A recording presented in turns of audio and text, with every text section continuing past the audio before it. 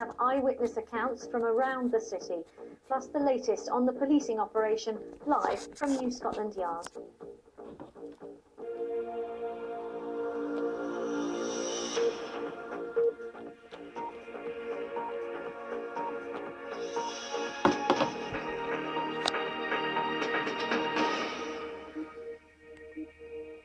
Good evening. Fires are burning across large parts of London tonight as more serious violence breaks out on the streets of the capital for the third night in a row.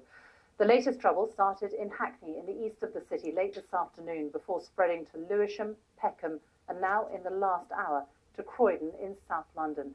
And these are the latest pictures live from Croydon, where a furniture store has been ablaze for at least an hour now.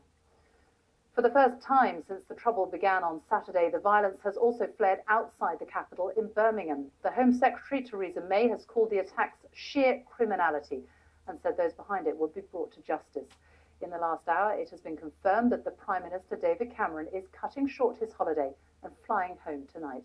Our first report is from our Home Affairs correspondent, June Kelly. The smoke is a signal of the mayhem in the distance. The death of a man in one part of London has triggered a wave of violence in neighbourhoods in the north and south of the capital. In Hackney, the disturbances began in the early evening.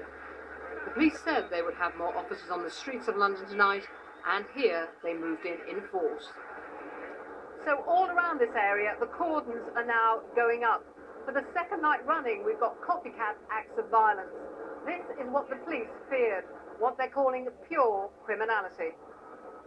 This group are looting an off-licence, one of them carrying away a whole box full of drink, a shopkeeper's livelihood slowly being removed. And tonight, to the south of London, this was Croydon, a furniture store in flames. And this was the view of one local eyewitness. They don't care. I've never seen such a disregard for human life. Nice as anarchists, I hope they have a nice little party, I hope they're rot in hell. Because the grief they have caused people, the fear they've put in people's hearts, decent people who have done nothing to anyone, and the fear in them. This is an area which is miles from the shooting which has triggered this unimagined spiral of violence. Let's be absolutely clear that there is no excuse for violence, there is no excuse for looting, there is no excuse for thuggery. The police will obviously deal with any emerging situations as they consider best appropriate for those situations. But I am absolutely clear there is no excuse for looters or thuggery or violence on the streets. In Peckham, a clothes store was being turned over, people helping themselves as others looked on. A bus was burnt out. Police were guarding a supermarket, but they couldn't stop a pharmacy being attacked. And from the country's most senior police officer, an appeal for help in stopping the law-breaking. We have a lot of police officers on duty. But I do urge now that parents start contacting their children and asking where their children are. There are far too many spectators who are getting in the way of the police operations to tackle criminal thuggery and burglary. And I'm imploring that people within those communities actually start clearing the streets to enable my police officers to deal with the criminality that is occurring in front of them. In a development which will alarm police and politicians, tonight the trouble moved outside London. This was Birmingham, vandals and looters out in the city centre. Social media has played a massive part in the spread of information. Police have warned that anyone inciting violence through social networking sites could face prosecution.